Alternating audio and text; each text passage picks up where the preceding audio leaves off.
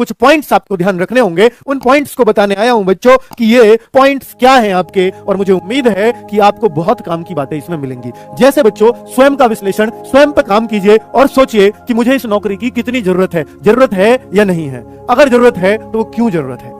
अगर बहुत ज्यादा आपको लगता है कि मुझे शाम का खाने के लिए, रोटियों के लिए भी हमारे घर में कई बार लाले पड़ जाते हैं, और मैं अगर नौकरी नहीं लग पाया तो हो सकता है अपने माँ बाप को 2 वक्त का खाना भी देना मेरे नसीब में ना हो। और बच्चों, ये सबको पता है कि गरीब पैदा होना पाप नहीं है, गरीब मरना पाप होता है। अगर आप बच्चे पैदा गरीब घर में हुए हो तो ये आपकी कोई गलती नहीं है इसमें, लेकिन आप अगर गरीब ही मर जाओगे तो ये आपकी ही गलती होगी। इसके जिम्मेदार सिर्फ आप होंगे, क्योंकि आपके पास इस नौकरी में जाने का बहुत अच्छा अवसर था जो आपने अपने हाथों से जाता हुआ देखा है। तो मैं आपसे बच्चों यही कहना चाहूंगा, स्वयं का विश्लेषण करिए। अभी 50-60 दिन का समय है, अभी कम समय नहीं है। आप ये देखिए कि मैं जो कर रहा हूं, क्या कर रहा हूं, मैं कितने घंटे मेहनत कर रहा हूं, मैं कितने घंटे पढ़ रहा हूं। खुद पर काम करिए बच्चों। मैं कितने घंटे पढ़ रहा हूं जरूर चेक करो, और घंटे में किस तरीके से पढ़ रहा हूं। बस बच्चे एक बात देख लेना, जब भी आप घंटे बांटते हो पढ़ाई के, तो आपको फिर दूसरी चीज एक बात देखनी चाहिए कि मैं मॉक टेस्ट में अपनी और बच्चों से तुलना करूं तो मैं खुद को कहां देखता हूं, उनकी तुलना में मैं कहां हूं, ऐसे कैसे खुद को चेक करूं। तो बच्चे, मॉक टेस्ट इसलिए ही होते हैं कि आपसे कितने हजार बच्चे अभी ऊपर चल रहे हैं,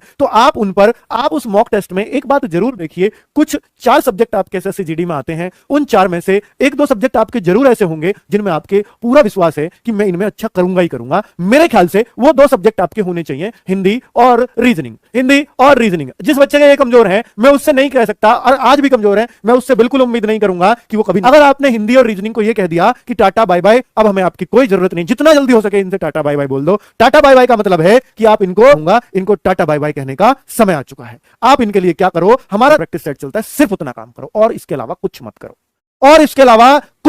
मत किताबों से पढ़ो, मत कहीं से पढ़ो, वो रीजनिंग का सेट, वो हिंदी का सेट रोज कर लिया करो, इसके अलावा कुछ मत करना।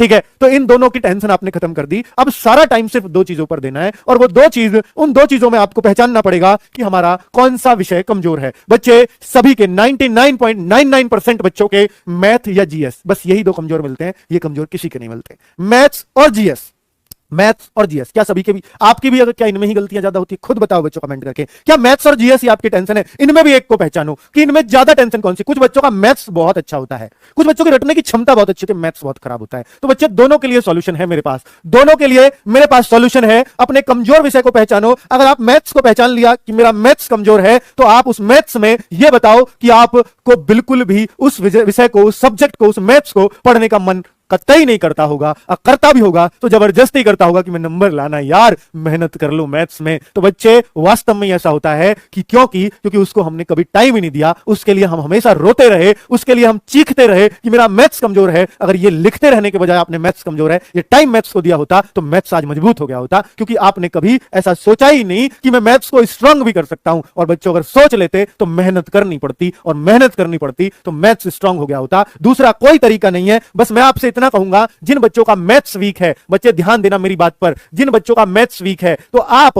बस एक काम करो कि अपने स्ट्रांग चैप्टर्स लिखो कि आपके स्ट्रांग चैप्टर्स कौन से हैं मैथ्स में। आपका कुछ तो स्ट्रांग रहा होगा। अगर आपने 1-2 साल मैथ्स को दिया है फिर भी वीक बता रहे हो, तो आप अपने मैथ्स के स्ट्रांग चैप्टर लिख दो। आप कहते हो सर मेरा एवरेज बहुत अच्छा है, मेरे को परसेंटेज बहुत अच्छा लगता है मैथ्स में, तो आप ऐसे अपने अच्छे चैप्टर्स ढूंढ लीजिए कि मैथ्स में जो आपको बहुत पसंद हो। अब बच्चों, ये चैप्टर्स ढूंढिए और इनको एक बार और कर दीजिए। क्यों सर, क्या इनसे ही आएगा पेपर? बेटा, मैथ्स पता है वीक क्यों रह जाता है? हम क्या करते हैं, ये तो मुझ पे आते हैं, मैं औरों को बना लेता हूं और फिर भी ऐसे ही रह जाते हैं। तो मैं आपसे ये कहूंगा, मैं हमेशा एक बात कहता हूं बच्चों से कि मैथ्स में जो आपको आता है उसको और स्ट्रांग करो, आपका मैथ्स पूरा स्ट्रांग हो जाएगा। क्योंकि ये कुछ चैप्टर्स ऐसे हैं जो आपको आते हैं वही आपको मैथ्स करना सिखाते हैं, जो आपको आता है वही आपके अंदर कॉन्फिडेंस लाता है, और जब एक बार कॉन्फिडेंस आ गया तो समझ लीजिए मैथ्स आने लग जाएगा आपको। क्योंकि जब आप ये देखोगे, इन चैप्टर्स का काम तो, जो मेरे 7-8 चैप्टर मजबूत हैं, इनको तो मैं नींद में भी सही कर देता हूं, तो मैं एक चैप्टर और ले लेता हूं और इस पे और थोड़ी मेहनत करता हूं, और देखते ही देखते आप अगले चैप्टर को और स्ट्रांग करना शुरू कर देते हैं, और वो स्ट्रांग हो जाता है। बच्चों,